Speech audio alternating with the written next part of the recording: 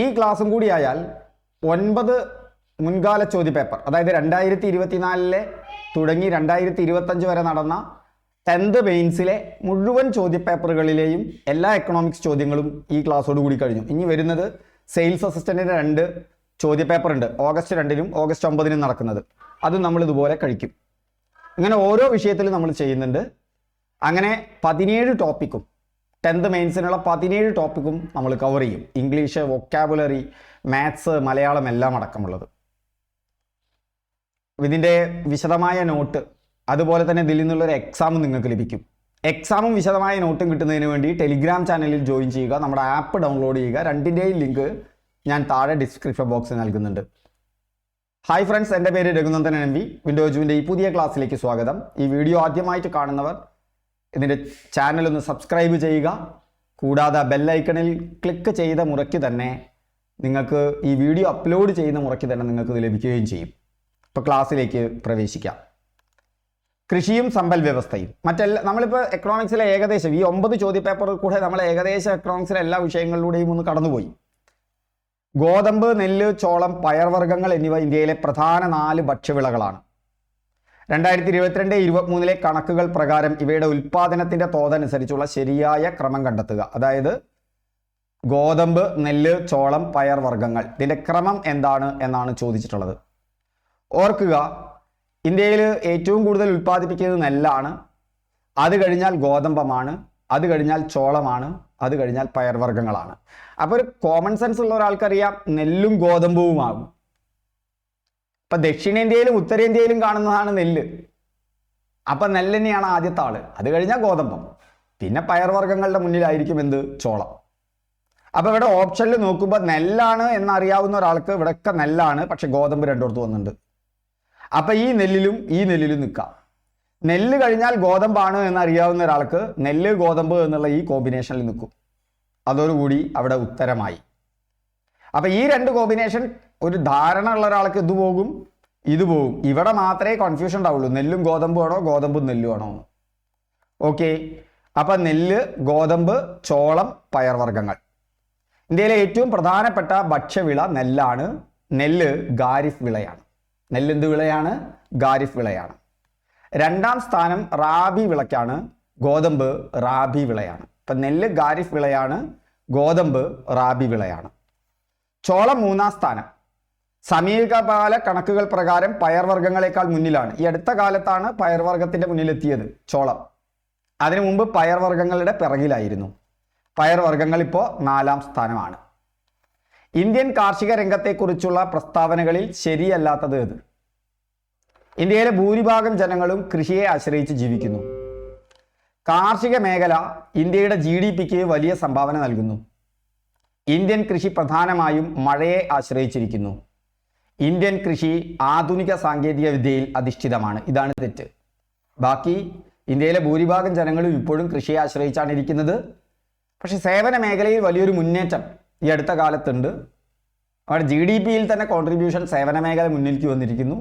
കുറച്ച് കാലം കഴിഞ്ഞാൽ കൃഷി മാറി ഇന്ത്യയിലെ ജനങ്ങൾ സേവന മേഖലയെ ആശ്രയിച്ചിട്ടായിരിക്കും ഇപ്പോഴത്തെ പോക്ക് പോവുകയാണെങ്കിൽ, ട്രെൻഡ് കാണുകയാണെങ്കിൽ. പക്ഷെ അടുത്തൊന്നും ഉണ്ടാവില്ല, കുറച്ചും കൂടി കഴിഞ്ഞാൽ ഉണ്ടാവും. കാർഷിക മേഖല ഇന്ത്യയുടെ GDPക്ക് വലിയ സംഭാവന നൽകുന്നുണ്ട്. ഇപ്പോഴും സേവന മേഖലയാണ് 1ാം സ്ഥാനത്ത്. ഇന്ത്യൻ കൃഷി പ്രധാനമായും മഴയെ ആശ്രയിച്ചിരിക്കുന്നത് ശരിയാണ്. ഇന്ത്യൻ കൃഷി ആധുനിക സാങ്കേതിക വിദ്യയിൽ അധിഷ്ഠിതമാണ്. തെറ്റാണ്. ഇപ്പൊ ഇന്ത്യൻ കാർഷിക മേഖലയിൽ ഹരിത വിപ്ലവത്തിന്റെ ഭാഗമായി ആധുനിക സാങ്കേതിക വിദ്യകൾ, അത്യുൽപാദന ശേഷിയുള്ള വിത്തുകൾ, രാസവളം, യന്ത്രങ്ങൾ ഉപയോഗിക്കുന്നുണ്ടെങ്കിലും രാജ്യത്തെ ഭൂരിഭാഗം ചെറുകിട കർഷകരും ഇപ്പോഴും പരമ്പരാഗത കൃഷി രീതിയാണ്. ഹരിത വിപ്ലവം വലിയൊരു മാറ്റം ഉണ്ടാക്കിയിട്ടുണ്ട്. ഹരിത വിപ്ലവത്തെക്കുറിച്ച് ഡീറ്റെയിൽ ആയിട്ടുള്ള ക്ലാസ് നമ്മൾ ഇതിനു മുന്നേ കഴിഞ്ഞിട്ടുണ്ട്. ഇന്ത്യയുടെ ഉൽപാദന റെക്കോർഡുകൾ, അതുമായി ബന്ധപ്പെട്ടൊരു ചോദ്യം വരുന്നുണ്ട്. പാലിൻ്റെയും പയർവർഗ്ഗങ്ങളുടെയും ഉൽപാദന കാര്യത്തിൽ നിലവിൽ ഇന്ത്യക്ക് എത്രാമത്തെ സ്ഥാനമാണ്? നിലവിൽ ഇന്ത്യ 1ാം സ്ഥാനത്താണ്. പാല്, പയർവർഗ്ഗങ്ങൾ എന്നിവയുടെ ഉൽപാദനത്തിൽ ലോകത്ത് തന്നെ 1ാം സ്ഥാനത്തുള്ള രാജ്യമാണ് ഇന്ത്യ എന്നറിയുക. ഉൽപാദന മേഖല, പാൽ ഉൽപാദനം ലോകത്തെ ഏറ്റവും കൂടുതൽ. പയറുവർഗ്ഗങ്ങൾ ഏറ്റവും വലിയ ഉൽപാദകരും ഉപഭോക്താക്കളും ഇന്ത്യ തന്നെ. പാലിൻ്റെ കാര്യത്തിൽ, ഉപഭോക്താക്കളുടെ കാര്യത്തിൽ നമ്മൾ ഒന്നല്ലെങ്കിലും ഉൽപാദനത്തിൻ്റെ കാര്യത്തിൽ നമ്മൾ ഒന്നാമതാണ്. പയർവർഗ്ഗങ്ങളുടെ കാര്യത്തിൽ ഉൽപാദനത്തിൻ്റെയും ഉപഭോഗത്തിൻ്റെയും കാര്യത്തിൽ നമ്മൾ തന്നെയാണ് ഒന്നാമത്. മോശക്കാരല്ല അല്ലേ? ഇപ്പം ധവള വിപ്ലവം പാലുൽപാദനവുമായി ബന്ധപ്പെട്ടതാണ്. ഡോക്ടർ വർഗീസ് കുര്യൻ ധവള വിപ്ലവത്തിൻ്റെ പിതാവാണ്, മറന്നുപോണ്ട. ഇന്ത്യയിൽ ഏറ്റവും കൂടുതൽ ഗോതമ്പ് ഉൽപ്പാദിപ്പിക്കുന്ന സംസ്ഥാനങ്ങളുടെ പട്ടികയിൽ ഇനി പറയുന്ന ശ്രേണികളിൽ ശരിയായത് ഏത്? ഇപ്പോൾ ഉത്തർപ്രദേശ്, മധ്യപ്രദേശ്, പഞ്ചാബ്. മധ്യപ്രദേശ്, ഉത്തർപ്രദേശ്, പഞ്ചാബ്. ഉത്തർപ്രദേശ്, പഞ്ചാബ്, മധ്യപ്രദേശ്. നിങ്ങൾക്കറിയാലോ ഉത്തർപ്രദേശ് ആയിരിക്കുമെന്ന്. കാരണം എന്താ? ഗോതമ്പാണ്. ഇപ്പോൾ ഉത്തർപ്രദേശാണ് ഒന്നാമത്, അത് കഴിഞ്ഞാൽ മധ്യപ്രദേശ്, അത് കഴിഞ്ഞാൽ പഞ്ചാബ്.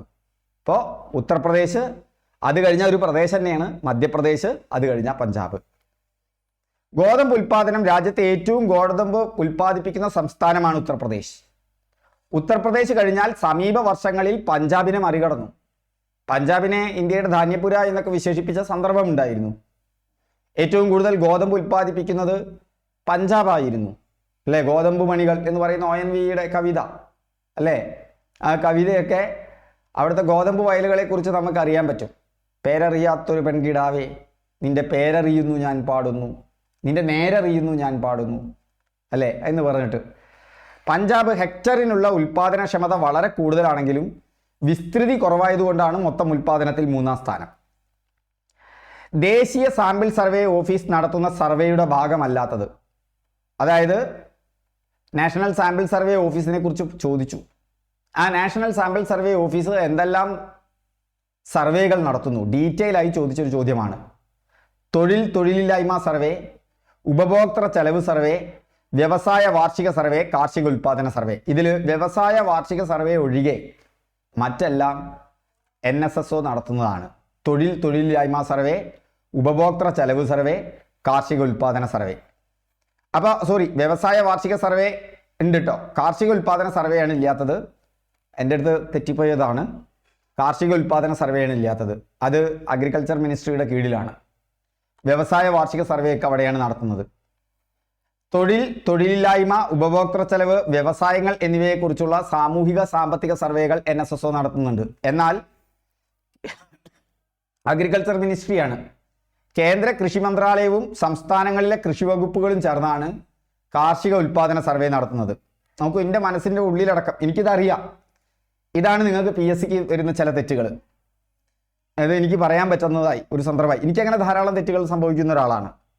ഇപ്പം ക്ലറിക്കൽ എറർ എനിക്ക് ധാരാളം കൂടും. സൂക്ഷ്മാംശങ്ങളിലൊക്കെ പ്രിസിഷൻ ചിലപ്പോൾ കുറവാണ്. ഇത് നിങ്ങൾ ശ്രദ്ധിക്കണം PSC ഉദ്യോഗാർത്ഥികൾ. ഇത് നിങ്ങൾക്ക് പരിശീലനം കൊണ്ട് മാറ്റിയെടുക്കാം. അതിന് എക്സാമുകൾ ചെയ്തുകൊണ്ടേയിരിക്കണം. ഇപ്പം എനിക്കറിയാം എൻ്റെ ഉള്ളിൽ എന്താ കിടക്കണത്, NSSO കാർഷിക സർവേ നടത്തില്ല എന്നുള്ളതാണ്. ഞാനത് അപ്ഡേറ്റ് ചെയ്തിട്ടാണ് പിന്നീട് നിങ്ങൾക്ക് തരുന്നത്. അപ്പോൾ അത് ഞാൻ ഉറപ്പിച്ചിട്ടുണ്ട്, അത് അഗ്രികൾച്ചർ മിനിസ്ട്രിയാണ് നടത്തുന്നത്. പക്ഷേ അതാണ് ആദ്യത്തെ ആൻസർ വരുന്നത്, കാരണം അത് അത്ര ഉറച്ചു പോയി. ഇത് നിങ്ങൾക്ക് എക്സാം ഹാളിൽ വരും. എന്നിട്ടാണ് നിങ്ങൾ എക്സാം ഹാളിന് പുറത്തിറങ്ങുമ്പോൾ അയ്യോ എനിക്ക് തെറ്റുപറ്റിയില്ലോ എന്ന്. ഇതിന് ഏറ്റവും നല്ലതാണ് എക്സാമുകൾ ചെയ്യുക. നിങ്ങൾക്ക് അധിക ദിവസങ്ങളും എക്സാം ഉണ്ട്. ഈ വീഡിയോ മാത്രമല്ല, എക്സാമുകളുണ്ട്. നിങ്ങൾ എപ്പോഴും ഓർക്കേണ്ടത്, നിങ്ങൾ വെറുതെ ഒരു യൂട്യൂബ് വീഡിയോ കണ്ടു, നോട്ട് എടുക്കാതെ വിട്ടു, പ്രത്യേകിച്ച് ഒരു ഗുണം ഉണ്ടാവില്ല. കുറച്ച് കാലം കഴിഞ്ഞത് മറന്നു പോകും. നിങ്ങളൊരു യൂട്യൂബ് വീഡിയോ കാണുക, അതിനെ നോട്ട് എടുക്കുക, അതിൻ്റെ ഒരു എക്സാമും ചെയ്യുക. നമുക്കത് റീഇൻഫോഴ്സ് ചെയ്തിട്ടുണ്ടാവും. നിങ്ങൾക്ക് അവിടെ ഇൻവെസ്റ്റ്മെൻറ്റ് ചെയ്തതിൻ്റെ റിട്ടേൺ ഓഫ് ഇൻവെസ്റ്റ്മെൻറ്റ് കൂടും. നിങ്ങൾ ആ ഉപയോഗിച്ച സമയത്തിൻ്റെ.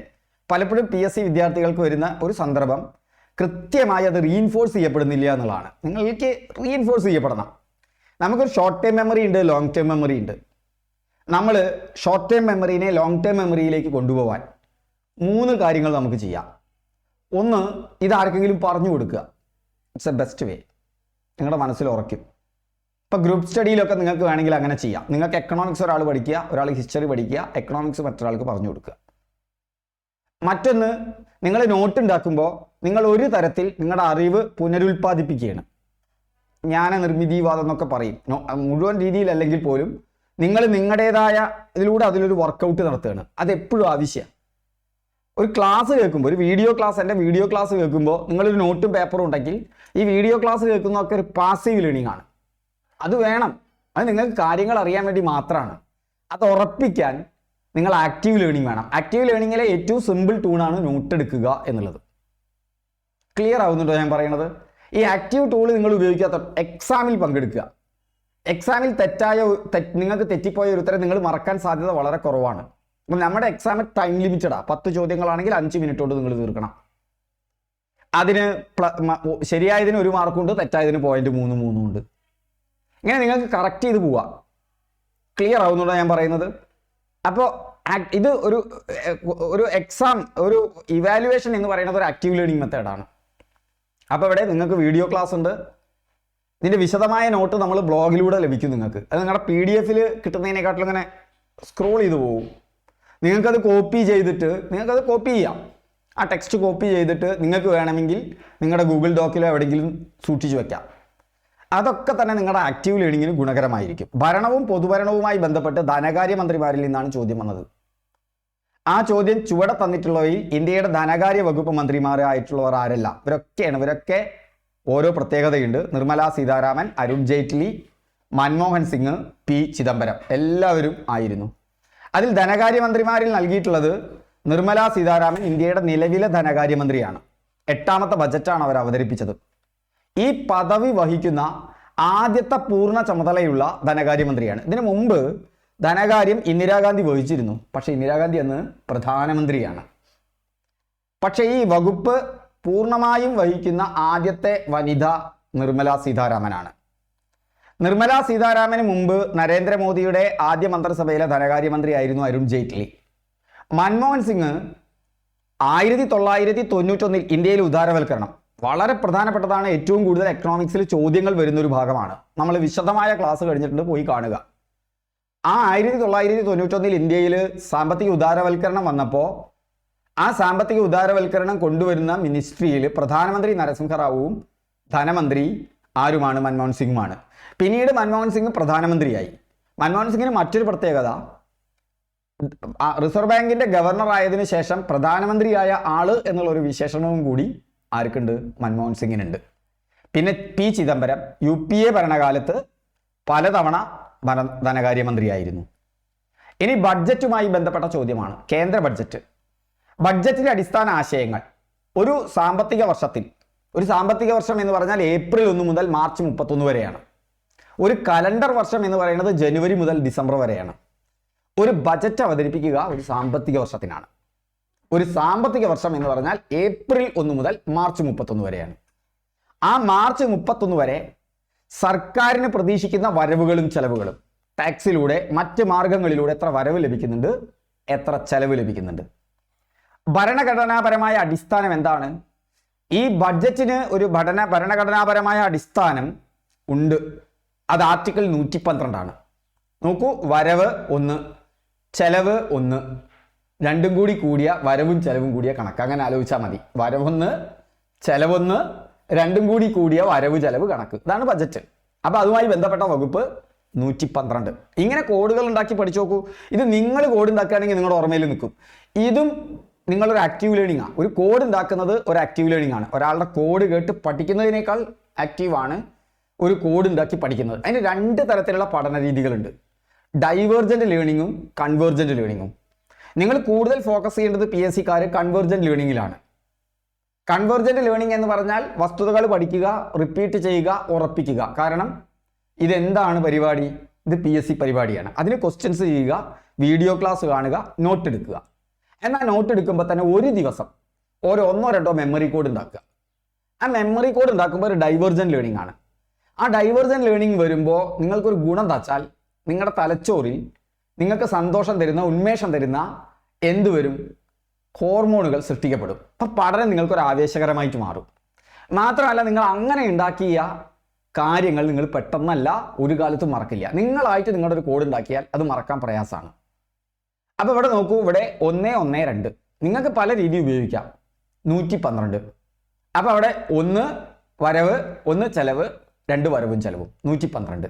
ഇത് ഭാവന ഉപയോഗിച്ചിട്ടാണ് നമ്മൾ പറയുന്നത്. ഇനി ഇതന്നെ നിങ്ങൾ ആ 1-നൊരു കളറ്, മറ്റൊന്നിനൊരു കളറ്, വരവിനൊരു പച്ച, ചെലവ് നമുക്ക് എപ്പോഴും അപകടം അല്ലേ, ചെലവിനൊരു ചുവപ്പ്, എന്നിട്ട് 2 എഴുതുമ്പോൾ പച്ചയും ചുവപ്പും കൂടി ഒന്ന് എഴുതി നോക്ക്. നിങ്ങളുടെ ഭാവനയിൽ നിന്ന് എടുത്തിട്ടാണ് നിങ്ങൾ എഴുതുന്നതെങ്കിൽ 112 നിങ്ങൾ മരിക്കുന്നത് വരെ പോവില്ല. പശു ചത്താലും മൂരിൻ്റെ പൊളി പോവില്ല എന്ന് പറഞ്ഞതുപോലെ അങ്ങനെ ആയിരിക്കണം പഠനം. അപ്പോൾ പഠനത്തിലൊരു ഇൻട്രസ്റ്റ് ഉണ്ടാവും, നിങ്ങൾക്കൊരു താല്പര്യം വരും. അപ്പോൾ ഇതുപോലെയാണ് 315. നോക്കൂ, അതൊരു എല്ലാവരും ആക്സെപ്റ്റ് ചെയ്യുന്നതാണ്, കാരണം അതിലൊരു ലോജിക്ക് ഉണ്ട്. 315 എന്ന് പറയുമ്പോൾ PSCയുമായി ബന്ധപ്പെട്ട വകുപ്പാണ് അല്ലേ? കാരണം PSC അവസാനിക്കുക 3:15. ഞാൻ ഒറ്റ തവണ ഇത് കേട്ടിട്ടുള്ളൂ, പിന്നീട് മറന്നിട്ടില്ല, കാരണം അത് ഭയങ്കരമായിട്ട് കണക്ട് ചെയ്യും. അപ്പോൾ ഇത്ര കണക്ട് ചെയ്യാൻ പറ്റാവുന്ന ഒന്ന് കിട്ടിയാൽ നിങ്ങൾ എഴുതി വെച്ചോ. ഓക്കെ, അടുത്തത്, ഈ ബജറ്റ് എന്നുള്ള വാക്ക് ഭരണഘടനയിൽ എവിടെയും പറയുന്നില്ല, മറിച്ച് വാർഷിക സാമ്പത്തിക പ്രസ്താവന, ആനുവൽ ഫിനാൻഷ്യൽ സ്റ്റേറ്റ്മെന്റ്, AFS. നിങ്ങൾക്ക് പഞ്ചായത്തിലൊക്കെ കിട്ടിയാൽ AFS ഉണ്ടാക്കാൻ നിങ്ങളും കൂടും. രസകരമായ പരിപാടിയാണ്. ഒരു പഞ്ചായത്തിന്റെ ആകെ വരവും ആകെ ചെലവൊക്കെ പറയുന്ന ബജറ്റാണത്. സമീപകാല ബജറ്റുകൾ 2022-23 പേടിക്കേണ്ട, നിർമ്മല സീതാരാമനാണ്. 2023-24 ബജറ്റ് ആര് തന്നെയാണ്? അമൃതകാലത്തിലെ ആദ്യത്തെ ബഡ്ജറ്റ്, അതും സീതാരാമൻ തന്നെയാണ്. 2024-25 ഒരു ഇടക്കാല ബജറ്റ് വന്നു. കാരണം ഇടക്കാല ബജറ്റ് ഫെബ്രുവരിയിൽ, പൂർണ്ണ ബഡ്ജറ്റ് ഫെബ്രുവരിയിലാണ്, പൂർണ്ണ ബഡ്ജറ്റ് ജൂലൈയിലാണ്. കാരണം നമുക്കറിയാം എന്താ ഉണ്ടായത്, നമ്മുടെ പാർലമെന്റ് ഇലക്ഷൻ നടന്നു. അപ്പോൾ ഇടക്കാല ബജറ്റേ പറ്റുള്ളൂ. അത് ഇടക്കാല ബജറ്റ് ഫെബ്രുവരിയിൽ, പൂർണ്ണ ബഡ്ജറ്റ് പിന്നീട് വീണ്ടും അധികാരത്തിലെത്തിയപ്പോൾ നിർമ്മല സീതാരാമൻ തന്നെ അവതരിപ്പിച്ചു. ഇത് ഓർക്കണേ, ഓർത്തു പോകരുത്. അതായത് 22, 23, 23, 24 ഒന്നും നിങ്ങൾക്ക് പ്രയാസമുള്ള കാര്യമല്ല. അതിൽ 23, 24 അമൃത് കാലിലെ ആദ്യത്തെ ബജറ്റാണ്. അമൃത് കാലിലെ ആദ്യത്തെ ബജറ്റാണ്. എന്നാൽ 24, 25 2 ബജറ്റ് ഉണ്ടായിട്ടുണ്ട്. അത് 24 ഫെബ്രുവരിയിൽ ഒരു ഇടക്കാല ബജറ്റ്, അത് കഴിഞ്ഞാൽ 24 ജൂലൈയിൽ അടുത്ത ബജറ്റ്. ഓക്കെ, ഇനി 2025 ഫെബ്രുവരിയിൽ ബജറ്റ് വന്നിട്ടുണ്ട്. അപ്പോൾ 24, 25 ഈ 2 ബജറ്റ് നിങ്ങളൊന്ന് ഓർത്തിരിക്കണം. ബജറ്റ് ദിനം 2017 മുതൽ ഫെബ്രുവരി 1 2017 മുതൽ ബജറ്റിന്റെ ദിനം സ്ഥിരമായിട്ട് ഫെബ്രുവരി 1. റെയിൽവേ ബജറ്റ് 2017 നിർത്തലാക്കി. പണ്ടൊക്കെ റെയിൽവേ ബജറ്റും നമ്മുടെ ബജറ്റും വ്യത്യസ്തമായിട്ടാണ് അവതരിപ്പിക്കുക. പക്ഷെ 2017 മുതൽ റെയിൽവേ ബജറ്റും ഈ ബജറ്റിനോടൊപ്പം ചേർത്തു. അന്നാണ് ഫെബ്രുവരി 1 മുതൽ ആരംഭിക്കുന്നത്. ബിബേക് ദെബ്രോയ് കമ്മിറ്റിയുടെ ശുപാർശ പ്രകാരമാണ്. നിർമ്മല സീതാരാമന്റെ റെക്കോർഡുകൾ ഇപ്പോൾ 8ാമത്തെ തവണ 2025 ബജറ്റ് അവതരിപ്പിച്ചതോടുകൂടി 8ാമത്തെ തവണയായി. ഇപ്പൊ 2025-26 ബജറ്റും നിർമ്മല സീതാരാമനാണ് അവതരിപ്പിച്ചിട്ടുള്ളത്. ഏറ്റവും ദൈർഘ്യമേറിയ ബജറ്റ് അത് നിർമ്മല സീതാരാമന്റെ. ഇപ്പൊ നിർമ്മല സീതാരാമൻ ഒരുപാട് റെക്കോർഡുണ്ട്. അടുപ്പിച്ച് ഏറ്റവും കൂടുതൽ ബജറ്റ് അവതരിപ്പിച്ചു 8 എണ്ണം. അതുപോലെ തന്നെ ഏറ്റവും ദൈർഘ്യമേറിയ ബജറ്റ് 2 മണിക്കൂർ 42 മിനിറ്റ്. ബജറ്റ് 112 വകുപ്പ്. ദൈർഘ്യമേറിയ ബജറ്റ് 1:12. നോക്കൂ, 2:42. അതാണ് അവരുടെ സമയം, 2:42. പരമാവധി അങ്ങനെ കണക്ട് ചെയ്യാം. Connections and memories. ഞാൻ വീണ്ടും പറയുന്നു, ഇതൊക്കെ നിങ്ങൾക്ക് വളരെ ഗുണം ചെയ്യും. ഞാൻ തമാശയ്ക്ക് പറയുന്ന ഒരു കാര്യമല്ല, നിങ്ങൾ ഓർത്തിരിക്കുക. അങ്ങനെയൊക്കെ പഠിച്ചു കഴിഞ്ഞാൽ നിങ്ങളുടെ ഈ പഠനത്തിന് കൂടുതൽ ഗുണം വരും. നമ്മൾ എങ്ങനെയാണ് ആലോചിച്ചിരിക്കേണ്ട ഒരു കോഡ് എന്താണ്? ഇപ്പം ഇങ്ങനെയൊക്കെ കിട്ടിക്കഴിഞ്ഞാൽ നിങ്ങൾ ഇങ്ങനെ ആലോചിക്കുക. അതായത് ബജറ്റിൻ്റെ വകുപ്പ് എന്ന് പറയുന്നത് 112 അല്ലേ? അത് ബജറ്റ് എന്ന് പറയുന്നില്ല, AFS ആണ് 112. അപ്പോൾ 1 1 2. നിർമ്മല സീതാരാമൻ അവതരിപ്പിച്ച സമയം 2:42, 2 മണിക്കൂർ 42 മിനിറ്റ്. നോക്കൂ, ഇങ്ങനെ വരുമ്പോൾ മെമ്മറിയാണ്. Memories are connections. ഞാനിത് തമാശയ്ക്ക് പറയല്ല, മെമ്മറി കണക്ഷൻ ആണ് എന്നുള്ളത് ശാസ്ത്രം തെളിയിച്ച കാര്യമാണ്. അപ്പോൾ ഒരു നൂല് കോർത്ത പോലെ ഈ സാധനം വരും. 112 242 പോവും, 242 പോയാൽ 112 കൊണ്ടുവരും. ഇങ്ങനെ കണക്ട് ചെയ്ത് പഠിക്കുക പരമാവധി. ഇതൊക്കെ വളരെ സിമ്പിളായ മെത്തേഡാണ്, പക്ഷെ പലപ്പോഴും നമ്മളിത് പ്രയോഗിക്കില്ല. കാരണം നമുക്ക് ഈസി ആയിട്ടുള്ള കാര്യമാണ് തോന്നുന്നത്. ഏതാണെന്ന് അറിയാമോ നിങ്ങൾക്ക്? നമ്മുടെ തലച്ചോറിനൊരു പ്രത്യേകതയുണ്ട്. ആ തലച്ചോറിൻ്റെ പ്രത്യേകത, ഒരു ശീലം സൃഷ്ടിക്കപ്പെട്ടാൽ ആ ശീലത്തിലൂടെ നമ്മൾ പോകും. നിങ്ങൾ വീഡിയോ ക്ലാസ് മാത്രമാണ് കാണുന്നതെങ്കിൽ നിങ്ങൾക്ക് നോട്ട് എടുക്കാൻ ഭയങ്കര ബുദ്ധിമുട്ടാണ്. എന്താ കാരണം? അതിന് എനർജി കുറവ് മതി. ബ്രെയിൻ അത് ചെയ്യുമ്പോഴേ എനർജി കുറവ് മതി ശീലങ്ങളിലേക്ക് പോകാൻ. അതേസമയം നിങ്ങൾ ബോധപൂർവം ഒരു 10-25 ദിവസം ഒരു വീഡിയോ ക്ലാസ് കാണുമ്പോൾ ഒരു പേപ്പറും പേനയുമായിട്ടിരിക്കുകയാണെങ്കിൽ അത് മെല്ലെ ശീലവും. പിന്നെ നിങ്ങൾക്ക് ആ ശീലത്തെ ബ്രേക്ക് ചെയ്യാൻ പറ്റില്ല. സോ ഹാബിറ്റ്സ് മേക്ക് ചെയ്യാൻ പറ്റുമോ നോക്കുക പരമാവധി. PSC പഠിക്കുന്നവർ ഏറ്റവും ബെസ്റ്റ് അതാണ്. ഹാബിറ്റുകൾ ഉണ്ടാക്കുക. ഓരോ സന്ദർഭത്തിലും PSCയിലേക്ക് മാത്രം ശ്രദ്ധ കേന്ദ്രീകരിച്ച് കൊണ്ടുപോവുക. കടലാസ് രഹിത ബജറ്റ്, ഡിജിറ്റൽ ബജറ്റ്. 2021 ആദ്യത്തെ ഡിജിറ്റൽ ബജറ്റ് അവതരിപ്പിച്ചത് നിർമ്മല സീതാരാമനാണ്. നമ്മുടെ ധനകാര്യമന്ത്രി ആരെങ്കിലും പറയൂ? ബാലഗോപാലനാണ് കേരളത്തിൽ ആദ്യത്തെ ഡിജിറ്റൽ ബജറ്റ് അവതരിപ്പിച്ചത്. ഓക്കെ, ഇതൊക്കെ നിർമ്മലാ സീതാരാമനുമായി ബന്ധപ്പെട്ട പ്രത്യേകതയാണ്. 16ാം ധനകാര്യ കമ്മീഷന്റെ ചെയർമാനായി നിയമിക്കപ്പെട്ടത് ആര്? ഒരു ചോദ്യം വന്നു. അരവിന്ദ് പനഗിരിയാണ് 16ാം ധനകാര്യ കമ്മീഷൻ. ധനകാര്യ കമ്മീഷന്റെ വിവരങ്ങൾ എന്ന് പറഞ്ഞാൽ ആർട്ടിക്കിൾ 280 അനുസരിച്ചാണ് രാഷ്ട്രപതി നിയമിക്കുന്നത്. ധനകാര്യ കമ്മീഷൻ എന്ന് പറഞ്ഞാൽ സംസ്ഥാനങ്ങളും കേന്ദ്രവും തമ്മിൽ എങ്ങനെ വരുമാനം പങ്കുവെക്കണം എന്നുള്ളതിനെ കുറിച്ചുള്ളതാണ് ധനകാര്യ കമ്മീഷൻ. അതേതാണ്? 280. അത് ആർട്ടിക്കിൾ ഏതാണ്? 280 ആണ് അതിൻ്റെ ആർട്ടിക്കിൾ. എങ്ങനെ ഓർത്തു വെക്കും? ആർട്ടിക്കിൾ 280. നിങ്ങൾക്കൊരു ഐഡിയ ഉണ്ടോ? നിങ്ങളൊന്ന് പറയൂ ആരെങ്കിലും. നിങ്ങൾ ഡൈവേർജൻ്റ് ആയിട്ട് തിങ്ക് ചെയ്യും. ധനകാര്യ കമ്മീഷൻ്റെ ആർട്ടിക്കിൾ 280 ആണ്. ഞാനൊരു പറയാം. ധനം എന്ന് പറഞ്ഞാൽ നാണയങ്ങളാണല്ലോ. നിങ്ങൾ 2 നാണയങ്ങൾ വരച്ചു വയ്ക്കുന്നു. ഓക്കെ, ധനമായി. എത്ര നാണയമാണ്? 2 നാണയങ്ങൾ. ആരൊക്കെ തമ്മിലാ? ഇത് ഒന്ന് സംസ്ഥാനത്തിനുള്ളതാണ്, ഒന്ന് കേന്ദ്രത്തിനുള്ളതാണ്. ഇപ്പം 288 നമ്മൾ അങ്ങനെ ഇതൊരു ഡൈവേർജൻ്റ് തോട്ടാണ്. ഇത് നിങ്ങൾക്ക് തുടക്കത്തിൽ ഇത്ര വിശദമായി കിട്ടില്ല.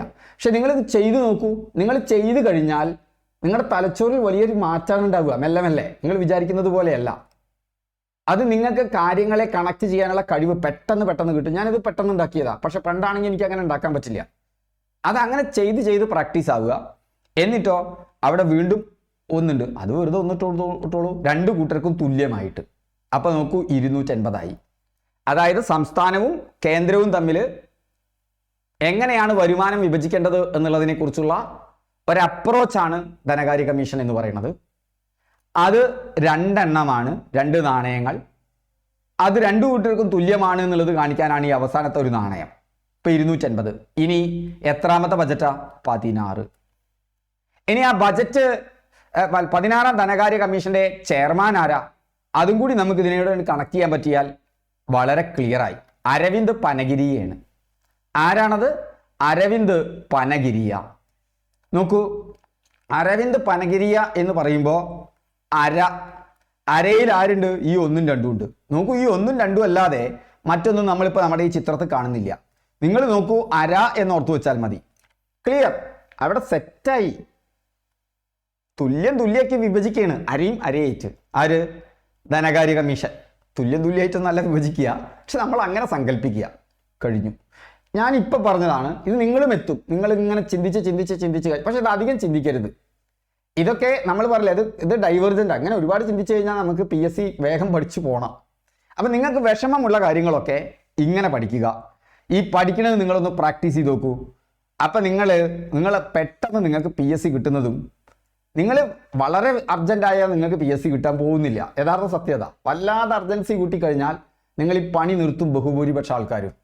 പക്ഷെ ഇങ്ങനെയൊക്കെ ചെയ്താൽ അതായത് നമ്മളെപ്പോഴും പറയും ചിക്കൻ ആൻഡ് എഗ്ഗ്. സ്വർണ്ണ മുട്ടയിടുന്ന ഒരു കോഴി ഉണ്ടെന്ന് വിചാരിച്ചോളൂ. നമ്മൾ കോഴിനെയും നോക്കണം, മുട്ടേനെയും നോക്കണം. അപ്പം കോഴിക്കുള്ള തീറ്റയാണ്, അതായത് ഈ പഠനത്തിൽ നിർത്താനും ഓർമ്മയിൽ നിർത്താനും ഒക്കെയുള്ള തീറ്റയാണ് നമ്മുടെ ഈ മെത്തേഡൊക്കെ. എന്നാൽ നമ്മൾ മുട്ട എടുക്കും വേണം. മുട്ട എടുത്തിട്ടില്ലെങ്കിൽ എന്താ ഉണ്ടാവുക? അതായത് അതിന് നമുക്ക് മുട്ട എടുക്കണം. മുട്ട എന്ന് പറയുന്നത് പെട്ടെന്ന് വിവരങ്ങൾ പഠിക്കുക എന്നുള്ളതാണ്. അപ്പോഴാണ് PSCക്ക് കിട്ടുക. എന്നാൽ കോഴി എന്നുള്ളത് നമ്മളെ മൊത്തം ഇതിൽ തന്നെ ഉറപ്പിച്ച് നിർത്തുന്ന സിസ്റ്റമാണ്. അപ്പോൾ കോഴിക്ക് തീറ്റ കൊടുക്കണം, മുട്ട എടുക്കും വേണം. കോഴീനെ മാത്രം നോക്കുന്ന ആള് ഒരിക്കലും മുട്ട എടുക്കാൻ പോവില്ല. അതിനെ പരിചരിച്ച് ഒരിക്കലും ഒന്നും ഉണ്ടാവില്ല. എന്നാൽ ഞങ്ങൾ മുട്ട എടുക്കും വേണം, 2 വേണം. 2 തുല്യമായിട്ട് പോകണം. ഓക്കെ, എഗ് ആൻഡ് ചിക്കൻ എന്ന് പറയും. ഓക്കെ, ഇത് നിങ്ങൾ പ്രാക്ടീസ് ചെയ്യണം. ഇപ്പോൾ ഭരണഘടനയുടെ അടിസ്ഥാനം ആർട്ടിക്കിൾ 250 അനുസരിച്ചിട്ടാണ്. ആ ആർട്ടിക്കിൾ 250 അനുസരിച്ച് നമ്മൾ നടത്തുന്ന ഒരു പ്രോഗ്രാമാണ്. അല്ലെ, അതാണ് എന്താന്ന് പറയുന്നത്? AFS എന്ന് പറയുന്നത്. യെസ്, അടുത്ത ഭാഗം എന്ന് പറയുന്നത് അരവിന്ദ് പനഗിരിയ 16 ആണ്. NK സിംഗ് ആയിരുന്നു 15, YV റെഡ്ഡി 14 ഇനി സാമ്പത്തിക മേഖലകളും വർഗീകരണവുമായി ബന്ധപ്പെട്ടായിരുന്നു ചോദ്യം. സമ്പൽ വ്യവസ്ഥയുടെ മേഖലകൾ താഴെ പറയുന്നവയിൽ തൃതീയ മേഖലയിൽ ഉൾപ്പെടുന്ന സേവനം. തൃതീയ മേഖല എന്ന് പറഞ്ഞാൽ പ്രാഥമിക മേഖല, ദ്വിതീയ മേഖല, തൃതീയ മേഖല എന്ന് പറഞ്ഞുകൊണ്ട് നമുക്കൊരു വിഭജനമുണ്ട് സാമ്പത്തിക മേഖലയെ. അതിൽ തൃതീയ മേഖലയിൽ വരുന്നത് ബാങ്കിങ് ആണ്. എന്താണ് ഈ മേഖലകൾ? പ്രാഥമിക മേഖല എന്ന് പറഞ്ഞാൽ പ്രകൃതി വിഭവങ്ങൾ നേരിട്ട് ഉപയോഗപ്പെടുത്തിയിട്ട് നടത്തുന്നതാണ്. അതായത് നേരിട്ട് ഉപയോഗപ്പെടുത്തി നടത്തുന്ന ഉൽപ്പാദനമാണ് അവിടെ നടക്കുക. കൃഷിയിൽ നിന്ന് നെല്ലുണ്ടാക്കുന്നത്, അല്ലെങ്കിൽ ഗോതമ്പ് ഉണ്ടാക്കുന്നത്, അല്ലെങ്കിൽ ഖനനത്തിലൂടെ നമ്മൾ ചെമ്പോ അതല്ലെങ്കിൽ സ്വർണമോ ഒക്കെ എടുക്കുന്നത്, ഇതൊക്കെ പ്രാഥമിക മേഖലയാണ്. നേരെ നമ്മൾ പ്രകൃതി വിഭവങ്ങളെ കണ്ട് എടുക്കുകയാണ്. അപ്പോൾ അതിൽ കൃഷി, മത്സ്യബന്ധനം, വനപരിപാലനം, ഖനനം, അവിടെ വേറെ പ്രോസസ്സ് ഒന്നും നടക്കുന്നില്ല, നിങ്ങൾ ആലോചിച്ചാൽ അറിയാം. എന്നാൽ ദ്വിതീയ മേഖല എന്ന് പറഞ്ഞാൽ പ്രാഥമിക മേഖലയിൽ നിന്നുള്ള ഉൽപ്പന്നം. അതായത് നമ്മളിപ്പോൾ തേങ്ങ ഉണ്ടാക്കി, ആ തേങ്ങ സംസ്കരിച്ച് എണ്ണ ഉണ്ടാക്കുമ്പോൾ അത് വ്യവസായമായി മാറി. ഓക്കെ. അതല്ലെങ്കിൽ നമ്മൾ ഇരുമ്പ് ഇരുമ്പ് സംസ്കരിച്ച് നമ്മൾ കാറുണ്ടാക്കുമ്പോൾ അത് വ്യവസായമായി മാറി. പ്രാഥമിക മേഖലയിലെ ഉൽപ്പന്നങ്ങൾ ഉപയോഗിച്ച് അസംസ്കൃത വസ്തുവായിട്ട് ഉപയോഗിച്ച് പുതിയ ഉൽപ്പന്നങ്ങൾ നിർമ്മിക്കാൻ, ഇപ്പം വ്യവസായം, കെട്ടിട നിർമ്മാണം, വൈദ്യുതി ഉൽപ്പാദനം, ഇതൊക്കെ എന്തിൽ വരും? ദ്വിതീയ മേഖലയിൽ വരും. തൃതീയ മേഖല എന്ന് പറഞ്ഞാൽ ഈ ദ്വിതീയ മേഖലയിലുള്ള സാധനം, കാറുണ്ടാക്കി അത് നാട് മുഴുവൻ എത്തിക്കണ്ടേ? ടാറ്റയുടെ ഗോഡൗണിലൂടെ കടന്നാൽ പറ്റുമോ? അപ്പം നാട് മുഴുവൻ എത്തിക്കാൻ നമുക്ക് ചരക്ക് ഗതാഗതം വേണം. ഓക്കെ. ഇനി ഇതിൽ തൊഴിലാളികൾക്ക് ട്രെയിനിങ് കൊടുക്കണ്ടേ? യഥാർത്ഥത്തിൽ നമ്മളൊക്കെ തൊഴിലെടുക്കാൻ വേണ്ടിയിട്ടാണ്, ജീവിതാധ്വാനത്തിന് വേണ്ടിയിട്ടാണ് നമുക്ക് വിദ്യാഭ്യാസം തരുന്നത്. അപ്പം വിദ്യാഭ്യാസം മൂന്നാമത്തെ മേഖലയാണ്. അതിനെ നിലനിർത്താൻ ആവശ്യമായ സേവനങ്ങൾ. അപ്പം സേവന മേഖല എന്ന് പറഞ്ഞാൽ ഗതാഗതം, വാർത്താവിനിമയം, ബാങ്കിങ്, ഇൻഷുറൻസ്, വ്യാപാരം, വിദ്യാഭ്യാസം, ആരോഗ്യം, ടൂറിസം, IT, ഇതൊക്കെ വരും. IT ഒക്കെ സേവന മേഖലയിലാണ്. അപ്പം വ്യാപാരം എന്ന് പറയുമ്പോൾ സേവന മേഖലയാണ്. അതേസമയം വ്യവസായം ഏതാണ്? വ്യവസായ മേഖലയിലാണ്, രണ്ടാമത്തെ മേഖലയാണ്. 3 മേഖലയും മനസ്സിലായല്ലോ. ഒരു ദ്വിമേഖലാ സമ്പൽ വ്യവസ്ഥയിൽ ഉൾപ്പെടുന്ന മേഖലകളെ കണ്ടെത്തുക. ഇനി മറ്റൊരു അപ്രോച്ച് ഉണ്ട്. സാമ്പത്തിക മേഖലകളെ തന്നെ പലതരത്തിൽ നമുക്ക് കാണാം. ഇപ്പം മനുഷ്യനെ തന്നെ നമുക്ക് കാണുമ്പോൾ സ്ത്രീ, പുരുഷൻ എന്ന് കാണാം. അതല്ലെങ്കിൽ നമുക്ക് ചെറുപ്പക്കാർ, കുട്ടികൾ, വയസ്സായവർ എന്നുള്ള രീതിയിൽ കാണാം. അല്ലെങ്കിൽ ഇന്ത്യക്കാർ, അമേരിക്കക്കാർ എന്ന് കാണാം. ഇങ്ങനെ ഒരു ആസ്പെക്റ്റിൽ നോക്കുമ്പോൾ തൃതീയ മേഖലകൾ. ഇവിടെ ഒരു ദ്വിമേഖലാ സമീപനം. ആ ദ്വിമേഖലാ സമീപനത്തിൽ കുടുംബങ്ങൾ, സ്ഥാപനങ്ങളാണ് വരുന്നത്. എന്താണെന്ന് പറയാം, എന്നാലേ നിങ്ങൾക്ക് മനസ്സിലാവുള്ളൂ. ദ്വിമേഖലാ മാതൃകകൾ എന്ന് പറഞ്ഞാൽ കുടുംബങ്ങളും സ്ഥാപനങ്ങളും. സ്ഥാപനങ്ങൾ എന്തെങ്കിലും ഉൽപ്പാദിപ്പിക്കും, കുടുംബങ്ങൾ അത് വാങ്ങും. ക്ലിയർ? നിങ്ങൾക്ക് മനസ്സിലാവുന്നുണ്ടോ? ഒരു കുടുംബത്തിലുള്ള ഒരാൾക്ക് തന്നെ സ്ഥാപനം ഉണ്ടാവും. നിങ്ങൾക്കിപ്പോൾ ഒരു ടൂത്ത് ബ്രഷ് ഉണ്ടാക്കുന്ന കമ്പനി ഉണ്ടെന്ന് വിചാരിക്കുക. ആ ടൂത്ത് ബ്രഷ് മേടിക്കുന്നത് നിങ്ങളുടെ വീടാണ്, അല്ലെങ്കിൽ നിങ്ങളുടെ അയൽവാസിയാണ്. അപ്പോൾ കുടുംബമാണ് ആ സാധനം മേടിക്കുന്നത്. ഉൽപ്പാദനം നടത്തുന്ന ഏതാണ്? സ്ഥാപനമാണ്. അപ്പോൾ ഉൽപ്പാദകർ, ഉപഭോക്താക്കൾ എന്നുള്ള നിലയിൽ ചിന്തിക്കുമ്പോൾ സ്ഥാപനങ്ങളുമുണ്ട്, എന്തുമുണ്ട്? എല്ലാ രീതിയിലും നമുക്ക് അങ്ങനെ കാണാം. സ്ഥാപനങ്ങൾ, ഉൽപ്പാദിപ്പിക്കുന്നവർ, അത് ഉപയോഗിക്കുന്ന കുടുംബങ്ങൾ. അപ്പോൾ കുടുംബങ്ങൾ, സ്ഥാപകർ. അപ്പോൾ ദ്വിമേഖലയിൽ വരുന്നത് ഇവിടെ നോക്കൂ, കുടുംബങ്ങൾ, സ്ഥാപനങ്ങളാണ്. കുടുംബങ്ങൾ സർക്കാരല്ല, സ്ഥാപനങ്ങൾ വിദേശ മേഖലയല്ല, സർക്കാർ വിദേശ മേഖലയല്ല. കാണാപ്പാഠം പഠിക്കാതിരിക്കുക. ഓക്കെ. ത്രിമേഖലാ മാതൃക. ഇനി ത്രിമേഖലാ മാതൃകയാണെങ്കിൽ മറ്റത് 3 മേഖലകൾ നേരത്തെ പഠിച്ചു. ഈ സാമ്പത്തിക മാതൃകകളാണ് പറഞ്ഞത്, മേഖലയാണ്. ഇത് മാതൃകകളാണ്. ത്രിമേഖല എന്ന് പറയുമ്പോൾ അതിൽ കുടുംബത്തിനും അതുപോലെ തന്നെ ആർക്കുമൊപ്പം, സ്ഥാപനങ്ങൾക്കുമൊപ്പം, ഈ ദ്വിമേഖലയ്ക്കൊപ്പം സർക്കാരും കൂടി വരും. ഇനി ചതുർമേഖല എന്ന് പറഞ്ഞാൽ അതിനോടൊപ്പം വിദേശ മേഖല കൂടി വരും. അപ്പോൾ ദ്വിമേഖല, കുടുംബം, സ്ഥാപനം, അതിൽ സർക്കാരും കൂടി കൂട്ടിയാൽ ത്രിമേഖല, വിദേശ മേഖലകൾ കൂടി കൂട്ടിയാൽ ചതുർമേഖല. അപ്പം അതിനെ തുറന്ന സമ്പൽ വ്യവസ്ഥ എന്ന് പറയും. അതായത് മറ്റ് രാജ്യങ്ങളുമായിട്ട് വാണിജ്യ വ്യവസായ ബന്ധമുള്ള രാജ്യങ്ങളെ, അതായത് അത് തുറന്ന മേഖലയാണ്. അവിടേക്ക് ചരക്ക് അങ്ങോട്ടും വരാം, അപ്പുറത്തേക്ക് പോവുകയും ചെയ്യാം. അത് തുറന്ന സമ്പൽ വ്യവസ്ഥയാണ് ചതുർമേഖലാ മാതൃക. ക്ലിയർ ആണല്ലോ? ഇനി ഇന്ത്യയുടെ സെൻസസുമായി ബന്ധപ്പെട്ടതാണ്. ഇന്ത്യയിൽ ഔദ്യോഗിക സെൻസസ് നടന്ന വർഷം. ഈ PSCക്ക് അക്യൂറസി വളരെ പ്രധാനപ്പെട്ടതാണ്. കൺഫ്യൂഷൻ വരുന്ന ചോദ്യങ്ങൾ നിങ്ങൾ മനസ്സിലാക്കണം. ചോദ്യത്തിൽ ഓരോ വാക്ക് നിങ്ങൾ ഉറപ്പിക്കണം. അതുകൊണ്ട് തന്നെ അറ്റൻഷൻ വളരെ പ്രധാനപ്പെട്ടതാണ്. അതിനെപ്പോഴും എക്സാം ചെയ്യണം. പരമാവധി ഒരു ദിവസം ഒരേ എക്സാമെങ്കിലും ചെയ്യൂ.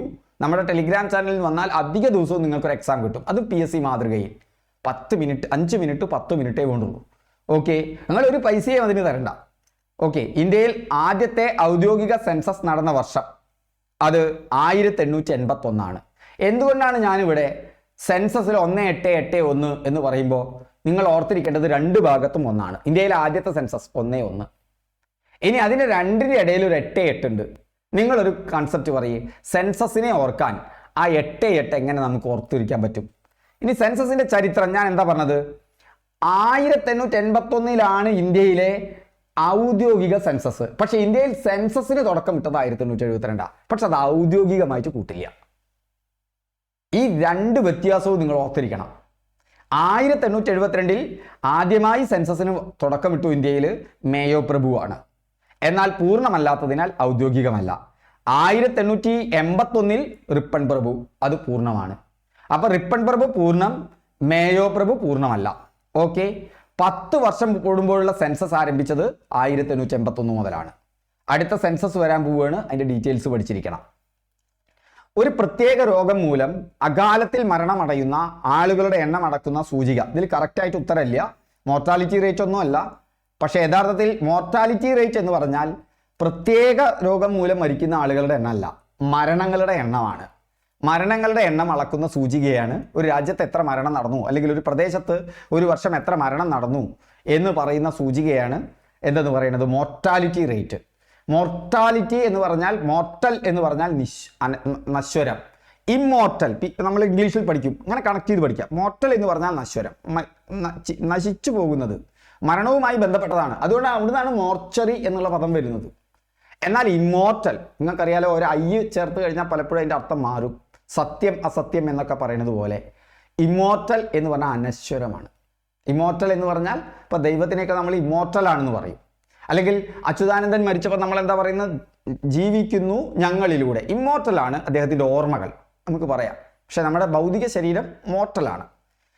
മോർബിഡിറ്റി റേറ്റ് ആണ്, മോർട്ടാലിറ്റി അല്ല, മോർബിഡിറ്റി റേറ്റ് ആണ് രോഗത്തിൻ്റെ വ്യാപനം അളക്കുന്ന സൂചികയാണ് മോർബിഡിറ്റി റേറ്റ്. ഓക്കെ. ഇനി ഇൻസിഡൻസ് റേറ്റ്, എത്ര ഇൻസിഡൻ്റ് ഉണ്ടായി അങ്ങനെ ആലോചിച്ചാൽ മതി. പുതിയ രോഗികളുടെ എണ്ണം. പ്രിവിലൻസ് റേറ്റ്, ആകെ രോഗികളുടെ എണ്ണം. ഇതൊന്ന് ഓർത്തു വെച്ചോളൂ, ഇത് ചോദിച്ചുകൊണ്ട്. മോർട്ടാലിറ്റി റേറ്റ് മരണനിരക്ക്, മോർബിഡിറ്റി റേറ്റ് ഒരു പ്രത്യേക രോഗത്തിൻ്റെ വ്യാപനം അളക്കുന്ന സൂചികയാണ്. ഇൻസിഡൻസ് റേറ്റ് പുതിയ രോഗികളുടെ എണ്ണമാണ്. പ്രിവിലൻസ് റേറ്റ് ആകെ രോഗികളുടെ എണ്ണമാണ്. പുതിയ ഒരു ചോദ്യം കടന്നു വന്നതാണ്. ഇന്ത്യയിൽ GDP കണക്കാക്കുന്നത് ആരാണ്? മൊത്തം ആഭ്യന്തര ഉൽപ്പാദനം, ഗ്രോസ് ഡൊമസ്റ്റിക് പ്രൊഡക്റ്റ് കണക്കാക്കുന്നത് ദേശീയ സ്റ്റാറ്റിസ്റ്റിക്കൽ ഓഫീസാണ്. ഓക്കെ, ദേശീയ സ്റ്റാറ്റിസ്റ്റിക്കൽ ഓഫീസാണ്. GDP കണക്കാക്കൽ 2019 വരെ സെൻട്രൽ സ്റ്റാറ്റിസ്റ്റിക്കൽ ഓഫീസായിരുന്നു. എന്നാൽ 2019 മുതൽ CSOയും NSSO, നമ്മൾ നേരത്തെ പഠിച്ച NSSO, national sample survey office, ഈ സെൻട്രൽ സ്റ്റാറ്റിസ്റ്റിക്കൽ ഓഫീസും നാഷണൽ സാമ്പിൾ സർവേ ഓഫീസും തമ്മിൽ ലയിപ്പിച്ച് NSO, നാഷണൽ സ്റ്റാറ്റിസ്റ്റിക്കൽ ഓഫീസ് ഉണ്ടായി. നിലവിലെ ഉത്തരം NSO ആണ് ഇപ്പോൾ GDP കണക്കാക്കുന്നത്. ഇപ്പം GDP കണക്കാക്കുന്നത് ആരാണ്? NSO ആണ്. ഇനി നികുതിയുടെ വർഗീകരണം. താഴെ കൊടുത്തിട്ടുള്ളവയിൽ പ്രത്യക്ഷ നികുതിക്ക് ഉദാഹരണമാണ്. പ്രത്യക്ഷ നികുതി എന്ന് പറഞ്ഞാൽ നേരിട്ട് നമ്മളെ ബാധിക്കുന്ന നികുതി, നമ്മൾ നേരിട്ട് കൊടുക്കുന്ന നികുതി. അതാണ് പ്രത്യക്ഷ നികുതിക്ക് ഉദാഹരണം. വരുമാന നികുതിയാണ്, നമ്മൾ നേരിട്ട് അടയ്ക്കുന്നതാണ്. വിൽപ്പന നികുതി എന്ന് പറഞ്ഞാൽ നമ്മളൊരു സാധനം വാങ്ങുമ്പോൾ അതിൽ ആ നികുതി ഉണ്ട്, അത് പരോക്ഷ നികുതിയാണ്. നികുതികളുടെ വർഗീകരണം. പ്രത്യക്ഷ നികുതി, നികുതി ചുമത്തപ്പെടുന്ന വ്യക്തി തന്നെ അതിൻ്റെ ഭാരം നേരിട്ട് വഹിക്കുന്നു, ഭാരം മറ്റൊരാളിലേക്ക് കൈമാറാൻ സാധിക്കില്ല. വരുമാന നികുതി, കോർപ്പറേറ്റ് നികുതി, സ്വത്ത് നികുതി. ഇപ്പം നിങ്ങൾ കെട്ടിട നികുതിയാണെങ്കിൽ അത് പ്രത്യക്ഷ നികുതിയാണ്. ഭൂനികുതിയാണെങ്കിൽ അത് പ്രത്യക്ഷ നികുതിയാണ്, ആ ഭൂമിയുടെ മുകളിലുള്ള നികുതിയാണ്. എന്നാൽ വരുമാന നികുതിയും അങ്ങനെ തന്നെയാണ്. പരോക്ഷ നികുതി എന്ന് പറഞ്ഞാൽ ഒരാളിൽ നിന്ന് നികുതി ഈടാക്കുകയും അതിൻ്റെ ഭാരം മറ്റൊരാളിലേക്ക് കൈമാറുകയും ചെയ്യുന്നു. ഇപ്പോൾ വിൽപ്പന നികുതി, സേവന നികുതി, എക്സൈസ് നികുതി, ഇങ്ങനെയുള്ള പരോക്ഷ നികുതികളൊക്കെ തന്നെ ഇപ്പോൾ മിക്കതും GST ലയിപ്പിച്ചിട്ടുണ്ട്. ഒരു ഒരൊറ്റ നികുതി എന്നുള്ള നിലയിൽ നമുക്ക് ചരക്ക് സേവന നികുതി ലയിപ്പിച്ചിട്ടുണ്ട്. ഓക്കെ, അപ്പോൾ ക്ലാസ്സൊക്കെ മനസ്സിലായാൽ നിങ്ങൾ നിങ്ങളുടെ അഭിപ്രായം പറയൂ. നമ്മുടെ അപ്രോച്ചിനെ കുറിച്ച് നിങ്ങളുടെ അഭിപ്രായം പറയൂ. അല്ലെങ്കിൽ ക്ലാസ്സുകൾ മുഴുവൻ കണ്ട ആളുകളൊക്കെ ഒന്ന് കമൻറ്റ് ചെയ്താൽ നന്നായിരുന്നു. ക്ലാസ്സുകൾ ഇഷ്ടപ്പെട്ടാൽ സുഹൃത്തുക്കൾക്ക് കൂടി ഷെയർ ചെയ്യൂ. വീണ്ടും നമുക്ക് അടുത്ത ക്ലാസ്സിൽ കാണാം.